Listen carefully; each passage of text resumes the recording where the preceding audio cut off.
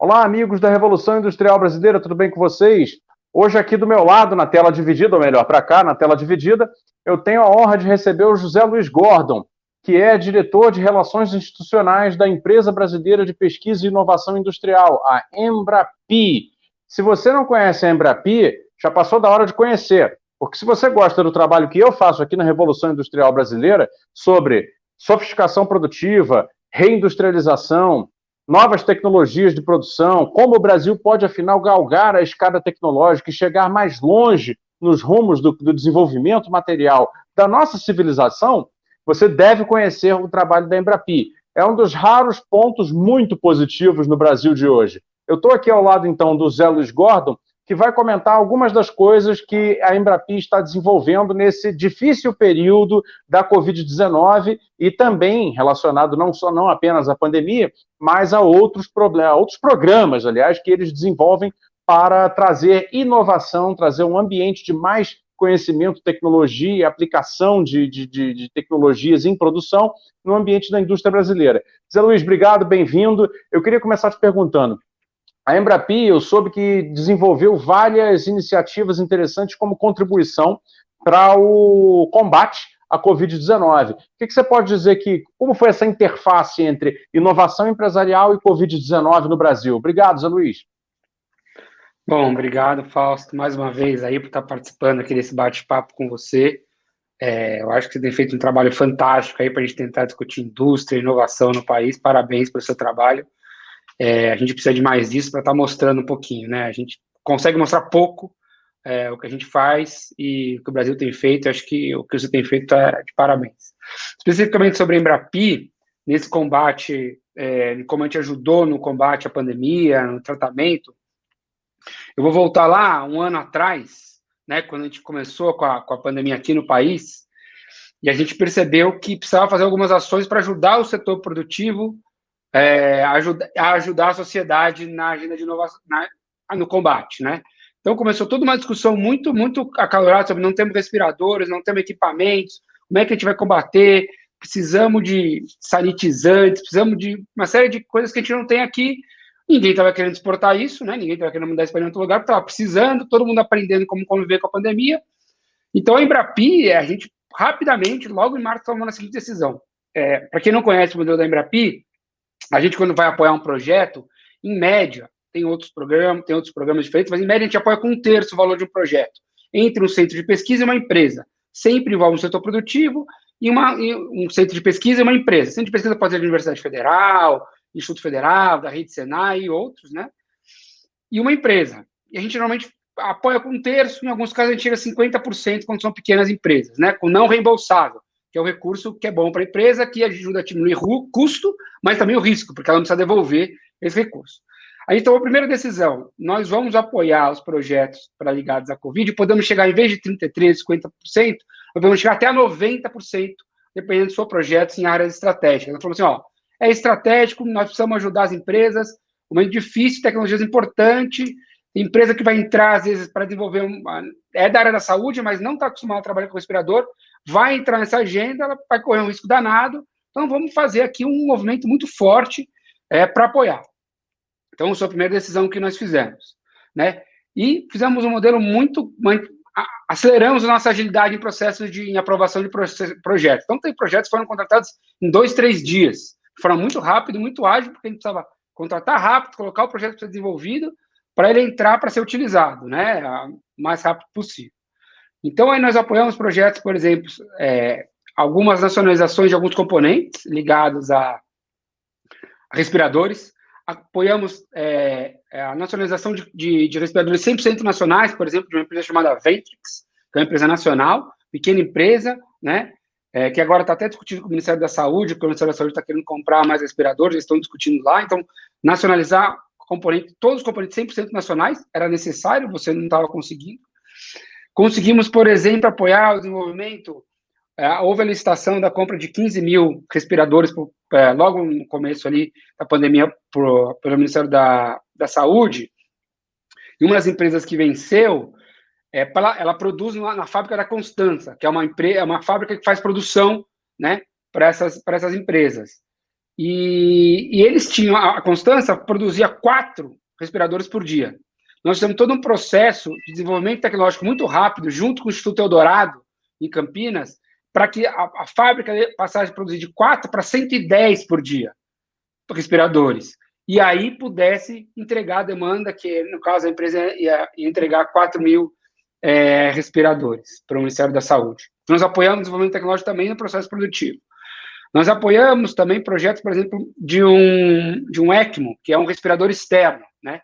Isso, na verdade, o SUS não utiliza tanto o ECMO, mas o sistema privado utiliza, e nos outros países do mundo, todos utilizam ECMO. De uma empresa nacional chamada Braille, né? Que é um respirador externo, que é muito menos invasivo que o respirador tradicional, que intuba, né? Ele trabalha com a circulação de sangue. Esse foi outro desenvolvimento que nós apoiamos.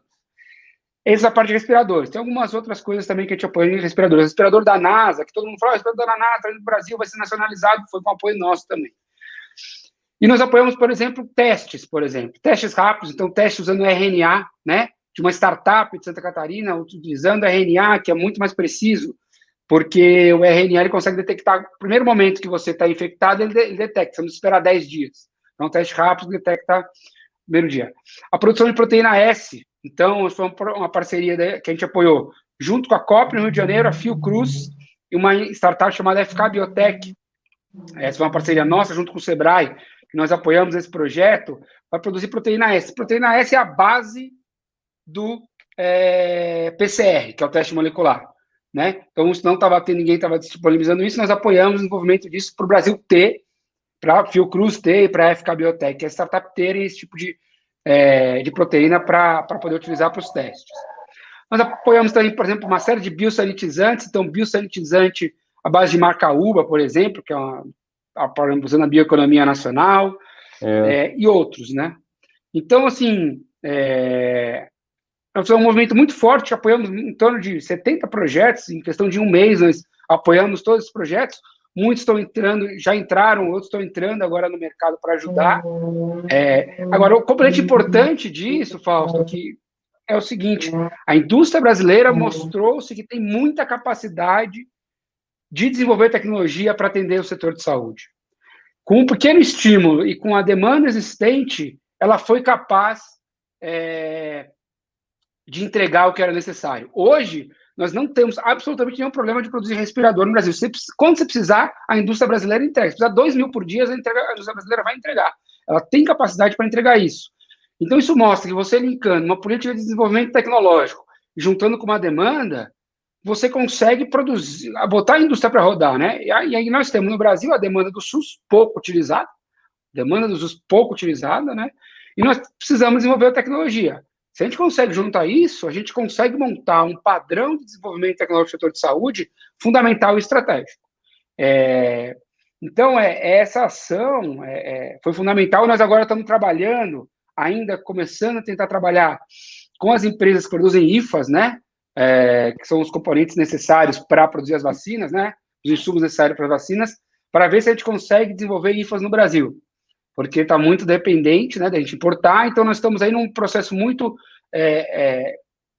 próximo das empresas para conversar com elas, estamos inclusive conversando com o BNDES para tentar fazer alguma coisa em conjunto para apoiar a produção de IFAs nacionais.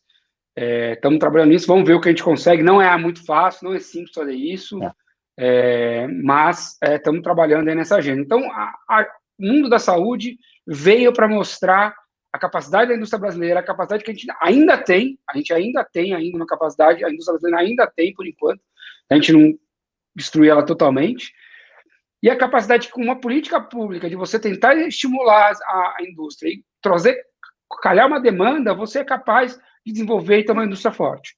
Então, foi bem interessante, assim, do ponto de vista de ver o que é capaz de se acontecer no país, essa ação de Covid e o que ela mostrou que a gente pode fazer, né? Eu acho que hoje saúde, junto com a parte... não dá para pensar em desenvolvimento econômico sem estar a saúde junto, né? Então, isso é fundamental.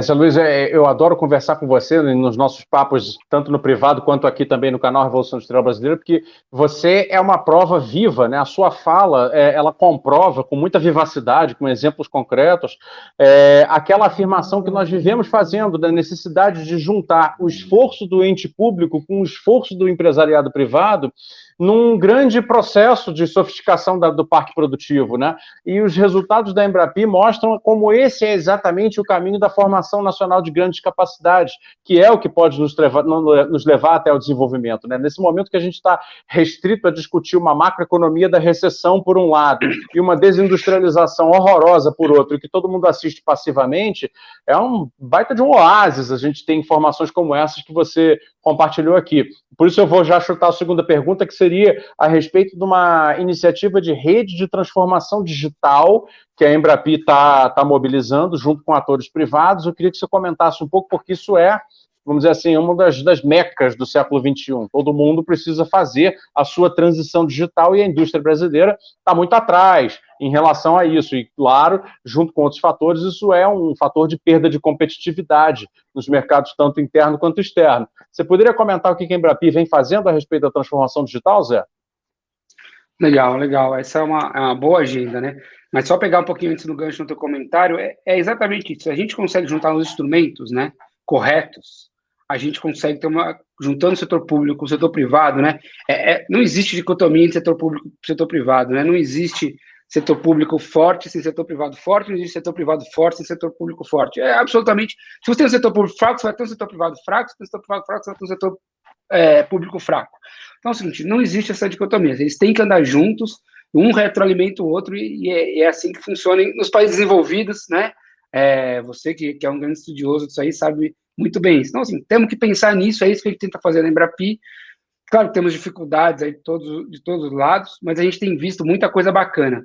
E uma das ações que a gente lançou agora bem recente, hoje eu posso dizer que em torno de 50% dos nossos projetos da Embrapi, que a gente já vem apoiando, estão ligados a temáticas ligadas à transformação digital. Seja a manufatura 4.0, internet das coisas, 5G, blockchain, e outras ligadas ao componente de transformação digital, né, conectividade e outros. E o que a gente percebeu? Que a gente pode fazer mais. A gente pode entender mais o setor produtivo. Eles precisam entrar nessa agenda da transformação digital, né? Eu sempre costumo falar, essa agenda da transformação digital, ela chegou, ela está aí, e as empresas têm duas opções.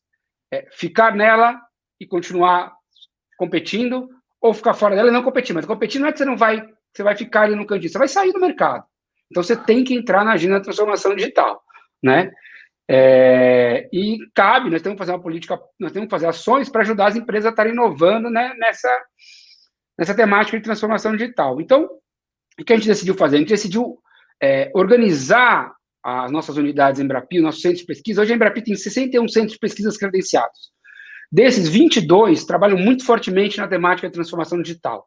Então, nós estamos reorganizando eles numa rede, que é essa rede de transformação digital, né, para poder organizar eles em vários níveis. O primeiro nível é organizar eles entre eles. Então, compartilhar a infraestrutura entre eles, porque existe muita infraestrutura aí, e existe infraestrutura ociosa no centro de pesquisa, Fausto, e muitas vezes o pesquisador ele quer ter a própria infraestrutura, ele não quer usar o do vizinho, e, às vezes é só atravessar a rua, no próprio departamento do lado dele na universidade, e o cara não quer subcontratar o serviço do cara, ele quer ter ali no dele, né? Então, a gente está organizando a infraestrutura de pesquisa, de forma que a gente vai criar, por exemplo, como se fosse um virtual lab entre esses 22 centros, para que eles possam, saber o que o outro tem e usar a infraestrutura do outro e precificar isso, o uso no projeto. Então, essa é a primeira coisa que a gente vai fazer, dando racionalidade, diminuindo a sociedade da infraestrutura e saber onde realmente precisa de infraestrutura e onde não precisa, né, nessa rede. A segunda coisa, a gente vai descobrir o que existe de competência, do ponto de vista de oferta, de competência para transformação digital nessas redes. Então, a gente vai descobrir o que existe em infraestrutura, o que está faltando, o que a gente precisa melhorar. Então, a gente vai diagnosticar isso. Isso a gente vai poder mostrar para as empresas melhor. Olha, você precisa trabalhar com 5G, o melhor centro é esse. Você precisa trabalhar com blockchain, o melhor centro é esse. Você quer trabalhar com manufatura integrada, o melhor centro é esse. Você quer trabalhar com cloud computing, o melhor é esse aqui. Nós vamos ter isso muito bem diagnosticado. Ah, você precisa trabalhar com 5G junto com cloud. Então, esse com esse outro centro aqui podem ser os melhores para te atender. Então, a gente vai conseguir organizar melhor o que a gente vai passar, como as empresas vão enxergar esses centros. Eles vão saber onde bater, na que portas bater. Isso vai ser só a primeira parte, a parte, digamos, de oferta, né? Que a gente está olhando para organizar a oferta de conhecimento desses centros para as empresas, né? Essa é a primeira coisa. A segunda coisa, a gente vai organizar as demandas. Então, saber o que as empresas estão precisando e como é que a gente pode atender. Então, a gente vai fazer um estudo do que as empresas estão... A gente faz isso muito rápido. Uma pesquisa com as empresas, do que elas estão precisando, inteligência artificial, transformação digital, e aí poder preparar essas redes para atenderem melhor as empresas. Saber o que a gente precisa capacitar as nossas redes. Além disso, nessa rede, ela tem alguns componentes muito importantes. Ela tem um componente, ela é uma rede que ela tem um conselho, então ela é um conselho muito... que tem o Ministério da Ciência e Tecnologia, tem o Ministério da Economia, tem a Embrapi, mas ela tem o setor produtivo. Então, ela tem ali 8 associações empresariais que fazem parte desse conselho, que vão ajudar a montar a estratégia dessa rede. Nós criamos alguns comitês nessa rede, então tem o comitê de infraestrutura, né? Tem um comitê para startup, porque a gente enxerga uma importância muito grande em startups nesse setor de transformação digital. E a gente criou um modelo muito legal agora para startup, que ele vai valer para essa rede, Fausto. Muito interessante. Esse modelo, ele é uma cópia, entre aspas, do SBIR, que é o Small Business Innovation Research dos Estados Unidos, que é o que faz existir o Vale do Silício, né? Sim. O Vale do Silício não existe se não fosse esse modelo, que é o SBIR. Exato. Ele é uma cópia mais ou menos próxima e uma cópia, juntando com uma cópia do modelo de apoio a startups da Autoridade Israelense de Inovação, que faz Israel ser chamado por alguns de Startup Nation. Os próprios israelenses não gostam de ser chamados de Startup Nation, vão ser chamados de Technological Nation. Mas você vai para lá, é um dos motivos. Então, nós juntamos. Como é que funciona esse modelo para startup que vale para a transformação digital? A gente começa apoiando essa startup no P&D, então no ciclo 1, fazer o P&D no TRL 3 a 6, ali na parte de desenvolvimento pré-competitivo. Tá? Tradicionalmente, a Embrapi apoia só essa fase, nos projetos. Mas para a startup, a gente vai até o mercado. Eu vou explicar como. A gente apoia o P&D. Vencer o P&D, ela vai para a fase que chama... Isso é a linguagem mais tradicional, TRL 7 a 9, ou a fase de lote piloto, certificações, aceleração da startup. Nós vamos apoiar também na startup. Então, a startup a gente vai apoiar. Começa no P&D, ela venceu a fase do P&D, precisa de uma fase pré-competitiva, venceu a fase... pré-competitiva, foi para a fase pré-produto ali, ou pré-mercado, nós vamos apoiar também eles nessa fase pré-mercado, fazendo lote piloto, é muito importante para a startup, esse apoio lote piloto, e ela venceu essas duas fases, quando ela chegar no mercado, nós vamos fazer um apoio direto na startup, nós vamos botar, por exemplo, até 200 mil nessa startup, dentro da startup, e ela vai pegar esse recurso, tá? Então, esse ciclo 1 e ciclo 2 é mais ou menos a cópia do SBIR nos Estados Unidos, eles trabalham com esse ciclo 1 e ciclo 2, começa com o P&D, vai para a fase pré-mercado, e aí lá no SBIR eles não apoiam a fase de mercado, que é o que a gente vai fazer agora. E aí a gente usou como modelo israelense. E aí a gente chega dando 200 mil para essa startup. Ela vai para o mercado e vai tentar botar esse produto no mercado. Se ela colocou esse produto no mercado, dali a 24 meses, ela vai ter que devolver esses 200 mil, só corrigido pela inflação para a gente. Aí que devolve 3% de faturamento, aos pouquinhos ela vai devolvendo. Se esse projeto foi para o mercado e deu errado, ela não precisa devolver para a Embrapi. Então, funciona assim. Foi certo, deu certo, devolve. Deu errado, não precisa devolver. Então, a gente vai apoiar o ciclo completo das startups em transformação digital, né? Então, começa com pesquisa e desenvolvimento, depois a fase antes de virar produto, ali com lote piloto, e depois a fase no mercado. Para que a gente possa diminuir a taxa de mortalidade dessas startups. E esse modelo último final, que a gente bota dinheiro direto na startup, é muito interessante. Deu certo, você devolve, eu vou ter esse dinheiro para poder aplicar em outras startups. Deu errado, não tem problema, correu o seu risco, bacana, vamos seguir. Né? Isso é um modelo israelense que deu muito certo lá. Além disso, nessa rede de transformação digital, a gente vai a gente precisa criar competências e trazer as empresas nacionais para desenvolver tecnologias de maior complexidade. E aí a gente criou um modelo para projetos bem pré-competitivos, bem iniciais, na fase bem inicial, que a gente está chamando de modelo de consórcios pré-competitivos.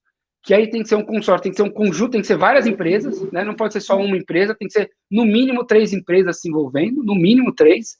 e, no mínimo, 2 unidades Embrapi, desses centros de pesquisa. Então, a ideia é um consórcio de centros de pesquisas com um consórcio de empresas, e aí a gente vai colocar um recurso aí em torno de 1 milhão por projeto, pelo menos, a Embrapi coloca pelo menos 1 milhão por projeto, e pretende atrair um pouco de recurso das empresas. Aí não precisa ser muito dinheiro de empresa, não. Pode ser 10%, porque a ideia é envolver as empresas em projetos de realmente grande risco tecnológico, em transformação digital. E aí, com isso, a gente vai criar novas rotas tecnológicas aqui, envolver. Você sabe, Fausto, isso não existe no Brasil. Uhum. O Brasil não costuma. Isso é muito próximo dos modelos de membership que os Estados Unidos, a Alemanha, a Suécia praticam. Eles fazem esse tipo de modelo lá, eles fazem as empresas se associam a determinado centro, pagam um membership, pagam uma mensalidade ao centro e vão participando desses projetos, né, de alto risco. Então, a gente fez algo muito próximo, inspirado nesses modelos lá, a NSF lá nos Estados Unidos faz muito isso, o Manufacture USA, que é a política que começou com Obama para a Manufatura 4.0, é baseada nisso, né?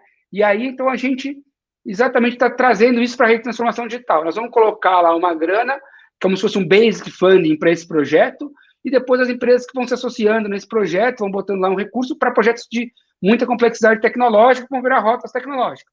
E depois, a empresa pode cada uma seguir sua rota tecnológica nesse projeto individualmente. Então, essa rede, ela vem para congregar um esforço muito grande para trazer as empresas para esse esforço de transformação digital. Então, essa é a ideia nova, já falei um monte aí, falo sobre isso, mas só para complementar mais um minutinho, nós estamos fazendo a mesma coisa para a área de inteligência artificial. Uma rede para inteligência artificial na mesma linha de transformação digital. Então, com as mesmas ideias, por quê? Inteligência artificial, nós precisamos entrar nesse mundo de inteligência artificial, né? Nós temos 17 centros que trabalham, nós já apoiamos em torno de 200 projetos de inteligência artificial e nós queremos escalonar isso, né? Então, nós também fizemos uma rede específica para envolver inteligência artificial, para ajudar as empresas em inteligência artificial. Então, essa é uma ação muito estruturante, nós vamos lançar outras redes aí, aí depois eu me convido para vir aqui falar de novo com você aqui, nessas novas redes, mas essas redes, tanto de transformação digital quanto a de inteligência artificial, elas são muito bacanas, porque elas vão organizar o centro de pesquisa, ajudar a organizar as empresas a terem um melhor acesso a isso e a desenvolver tecnologias. Como você falou lá, organizando o público com o setor privado, centro de pesquisa, ou seja, criando ecossistemas que vão ajudar muitas empresas a serem mais inovadoras. Tá? Zé Luiz, já que você falou da rede de inteligência artificial e, portanto, ela é vamos dizer assim, similar, de certa maneira, à rede de transformação digital, que está muito bem explicada, então acho que não faz sentido perguntar sobre o modelo. Mas eu, então, vou aproveitar o tempo que resta da nossa entrevista para perguntar o seguinte, neste cenário que nós temos no Brasil hoje, e aí vou abrir também, fazer uma confissão e, de certa maneira, também um certo jabá.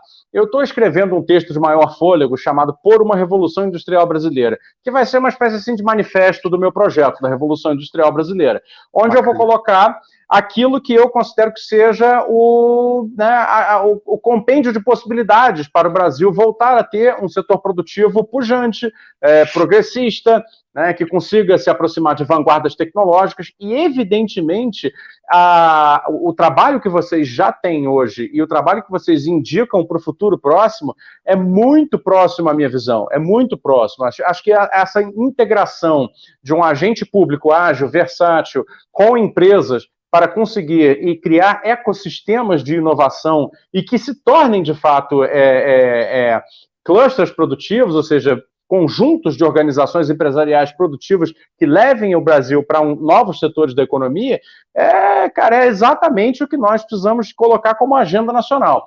E aí eu queria te perguntar, se você me permite, o seguinte, eu trabalho com uma espécie de tripé, ou seja, o reaproveitamento através de políticas como essa, né, da Embrapi, das capacidades antigas, ou seja, atualizando as capacidades antigas, melhorando-as, sofisticando-as, etc., através de interfaces e interações com a academia, com centros de pesquisa tecnológica, etc.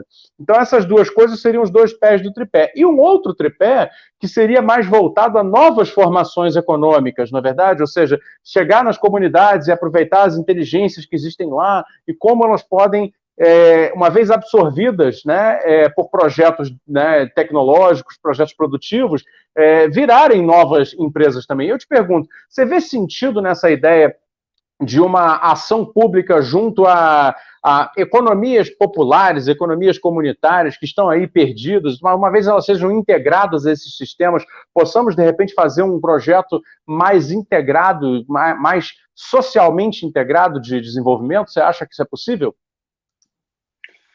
Fausto, essa é uma boa pergunta e uma resposta muito difícil, né?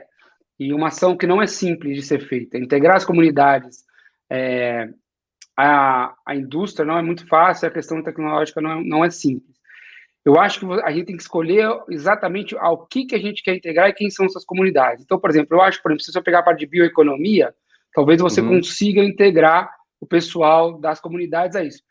Mas não para fazer, mas não para vender potinho de açaí, né? A gente tem que vender fármacos, sei lá, novos materiais para a Embraer a partir do açaí e coisas assim, né? Materiais mais leves. Então, assim, eu acho que existe. Não é simples, né? Esse tipo de integração. Você tem muito uma discussão sobre os arranjos produtivos e inovativos locais, né? Que alguns economistas fazem, exatamente integrando as comunidades nesses ecossistemas industriais inovativos, né? O professor José Eduardo Cassiolato, professor da Universidade Federal do Rio de Janeiro, é a maior referência nessa área. Então, eu acho que dá, sim, para você pensar, assim, a envolver eles, mas, assim, tem que tomar um cuidado qual o nível de complexidade que vai trabalhar com isso. Então, em alguns casos, você consegue trabalhar. Com a bioeconomia, eu enxergo isso muito bem. Mas tem que tomar um cuidado como se faz isso. Talvez em algumas partes do setor de alimentos você consiga também integrar as comunidades, agregando valor nisso. Mas talvez no setor aeroespacial eu não sei se a gente consiga integrar as comunidades, tá? Eu precisaria entender um pouco melhor a tua ideia para poder dar uma opinião mais profunda, mas eu acho que é fundamental você envolver os arranjos locais das pequenas empresas nisso, eu acho possível. Eu acho que é necessário e fundamental. E dá para você trazer essas empresas a partir do momento que você constrói políticas em que você coloca como condição ter essas parcerias, né, dessas empresas nacionais. Então, se você coloca o seguinte, eu vou te dar um apoio público, mas você tem que inserir na sua cadeia, no seu projeto, empresas menores, não interessa. Isso ajuda a trazer essas pequenas indústrias e comunidades para dentro. Tudo é uma questão de como você constrói a política pública e o condicionante que você coloca, né? Muitas vezes o que eu vi ao longo do Brasil é você fazer políticas que não têm condicionantes. Então, por exemplo, nós na Embrapi falamos o seguinte, nós podemos chegar a 50% de apoio em vez de 33% com recurso não reembolsável, desde que a grande empresa faça um projeto que ela envolva uma pequena empresa junto. Por quê? Porque eu quero fortalecer a cadeia. Fala, você vai ter um diferencial, mas traz a cadeia para produzir com você. Aí você consegue. Então, você consegue criar instrumentos desse tipo, né? Nós fazemos isso e estamos vendo projetos acontecendo nesse estilo. As empresas trazendo a cadeia ou trazendo startups junto com eles, né? Então, isso é muito interessante. A gente tem que criar os instrumentos corretos para isso e os incentivos corretos. Então, tudo é possível se você consegue construir os instrumentos e as demandas. Uma coisa que eu gosto muito quando a gente vai trabalhar com política pública, que eu sinto muita falta nas discussões, é que as pessoas esquecem que na discutir isso não tem demanda, seja pública ou privada. Precisa ter alguma demanda dentro da política pública, né? E a tendência é não trazer a demanda para a discussão. Você acaba esquecendo disso. Então, assim, é fundamental quando vai pensar em qualquer momento de pensar na política pública para a indústria, para trazer a indústria de volta. Por isso que eu insisti quando eu falei lá na história do setor de saúde, que teve a demanda junto com o apoio para o desenvolvimento tecnológico. Quando você tem a demanda, você consegue ajudar muito. Então, você tem demandas privadas, setores fortes.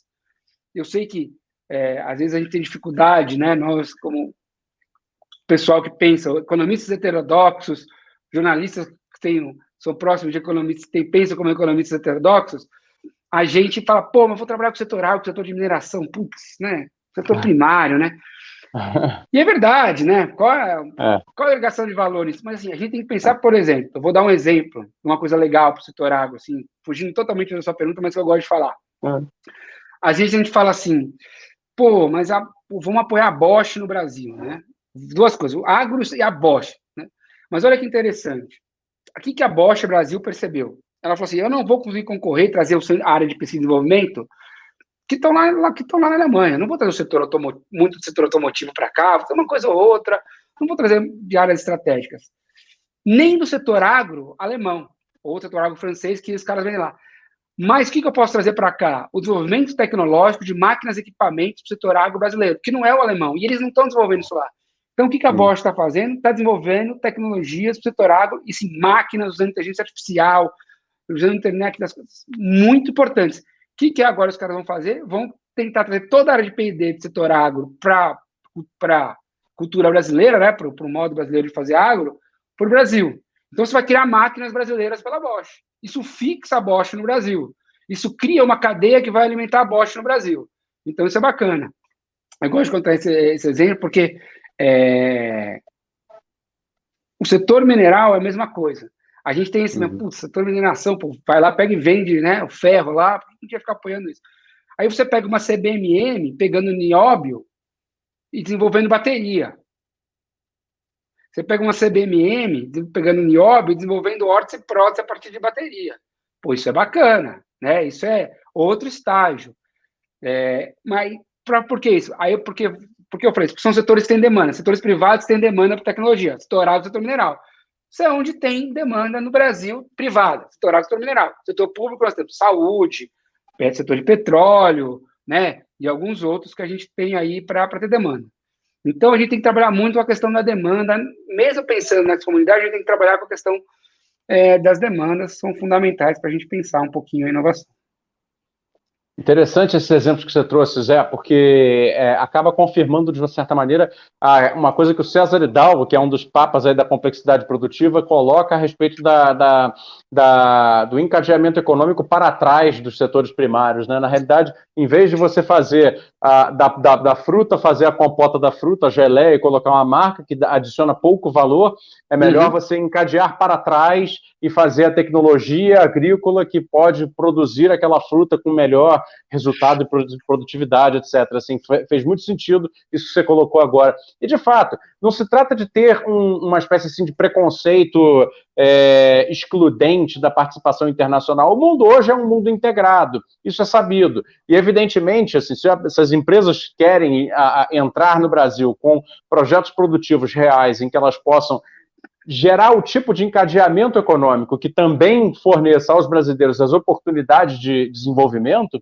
aí é um outro negócio. É diferente de vir aqui estabelecer com um sócio e fazer apenas a importação, a maquila, que aí a gente não está falando só de maquila, não é? Mas legal. Zé Luiz, acho que... Diga, pode falar. Não, é isso. Assim, eu tenho visto, por exemplo, existem pessoas nessas empresas que elas têm interesse em trazer o P&D para cá. E tem os caras que são muito espertos. Eu vou contar um outro exemplo que eu gosto muito, o pessoal da GM, da General Motors, né? O que o pessoal da GM sacou? Falou, cara, nós não vamos desenvolver carro aqui. Não adianta, não é isso que a gente vai fazer. Mas o que a gente pode desenvolver aqui? A parte de ferramentaria que não está sendo desenvolvida na Alemanha. A ferramentaria 4.0, aquela que vai fabricar os carros, vai fabricar as coisas. Eles não estão gastando. Então, vamos desenvolver ferramentaria aqui, 4.0. E aí nós apoiamos alguns projetos da GM, e eles estão precisando muito dinheiro da GM para esses projetos. Esses projetos são tão interessantes, ficaram dando tão certos, que eles vão estar lá na fábrica de Michigan. Ou seja, vão levar a tecnologia desenvolvida aqui para os Estados Unidos. E, inclusive, com startups que fizeram parte do projeto. Porque um projeto, por exemplo, é um Snake Robot, totalmente desenvolvido aqui no Brasil para inspeção e usando inteligência artificial e machine learning para monitorar, por exemplo, pontos de solda em carro. O carro da GM é um dos carros que mais tem pontos de solda, mais seguro. São 4.200 pontos de solda. E, tradicionalmente, eles fazem isso por amostragem. E com esse Snake Robot, com esse sistema de inteligência artificial que eles desenvolveram, com machine learning, deep learning, eles vão conseguir fazer a inspeção de todos os carros. Isso muda todo o processo do carro. Isso foi desenvolvido no Brasil, né? E tem obviamente, a GM não vai fazer esse robô, então tem uma startup brasileira que vai produzir essa inteligência, e aí eles vão levar isso para ser instalado em Michigan, nas outras fábricas do mundo inteiro. A ideia é instalar as fábricas no futuro do mundo inteiro da GM. Olha que interessante. Então, assim, tem algumas coisas interessantes acontecendo aqui que vale a pena a gente É muito alentador você contar essas histórias de dentro de quem está dentro do processo de inovação e de criação de novidades tecnológicas no Brasil, porque a gente enfim, recebe esse vento negativo na cara de empresa fechando, empresa desnacionalizando o tempo todo, não é? E saber que existe resistência a esse processo é muito importante. Zé Luiz, eu queria te agradecer demais essa entrevista, acho que já ficou um vídeo muito elucidativo, está no tamanho certo, e te deixo a oportunidade de você deixar uma última palavra de saudação aí à Revolução Industrial Brasileira, nosso público, tá bom? E, pô, sempre te convidando também para voltar, sempre que você quiser, a casa é sua. Legal, Fausto, obrigado, agradecer. Eu acho que a gente não pode desistir de falar uma palavrinha mágica, ou duas palavrinhas mágicas, que é política industrial e política de inovação. A gente tem que continuar a batalha e lutando por isso. Beleza? Obrigado. Muito bem, muito bem. Concordo totalmente com você. Pessoal, se inscreve aí no canal da Revolução Industrial Brasileira, deixa o like nesse vídeo, também compartilhe com seus amigos, que aqui hoje teve um grande material com informação de fonte primária que você vai poder compartilhar, de saber. Agora você sabe que existem coisas positivas acontecendo no cenário produtivo do Brasil. Eu agradeço muito ao Zé Luiz Gordon, peço a você que apoia a RIB aqui embaixo, tem as maneiras pelas quais você pode fazer isso. Eu fico por aqui, até a próxima entrevista aí. Um abraço, até